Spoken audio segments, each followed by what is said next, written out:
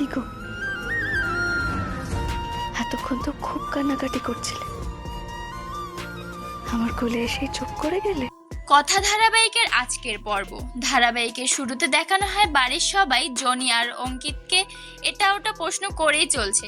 অগ্নি বলে, থাম তোরা, একেই তো রিসার্চের কাজে গেছে, তারপর একটা বাচ্চা পালছে, তোরা আর ওকে জ্বালাস না তো। অগ্নি জিজ্ঞেস করে, কবে আসছিস? ওরা বলে ওরা কালকেই আসবে। পরের দৃশ্য দেখানো হয় রেখা লেখাকে ডাকে। লেখা বলে সে বাচ্চাদের ঘর গুছিয়ে দিয়েছে। অগ্নি প্রত্যয়কে বলে, কথা বুঝতে পারবে না তো? প্রত্যয় বলে, বড় তুমি চিন্তা করো না, কিছু বুঝতে পারবে না। ওদিকে কথা সব রান্না শেষ করে অঙ্কিত আর জনির আসার অপেক্ষা করছে। তখনই অঙ্কিত আর জনি চলে আসে। অগ্নি এসে তার মেয়েকে কোলে নেয়। কথা না জানলেও অগ্নি যেহেতু জানে এটা তাদেরই মেয়ে, তাই সে আবেগে প্রবণ হয়ে পড়ে। শশীভূষণ বাচ্চাটাকে কোলে নিয়ে পরিবারের সবার সাথে পরিচয় করিয়ে দেয়। তারপর সবাই মিলে ফ্যামিলি ফটো তোলে। দৃশ্য পরিবর্তন হলে জনি তার মেয়ে আর কথা তার মেয়েকে নিয়ে খেলা করতে থাকে। তখন জনি বলে, ওদের জন্ম তো একসাথেই। কথা জিজ্ঞেস করে, কি করে? জনি বলে, ওই 2-1 মাসেরই তো পার্থক্য।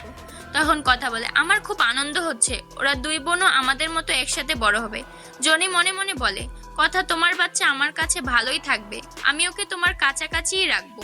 তারপর আখি এসে ওদের দুজনের ছবি তোলে আর ওদের সাথে খেলা করতে থাকে। তারপর খাইয়ে দিয়ে ঘুম পাড়িয়ে দেয়।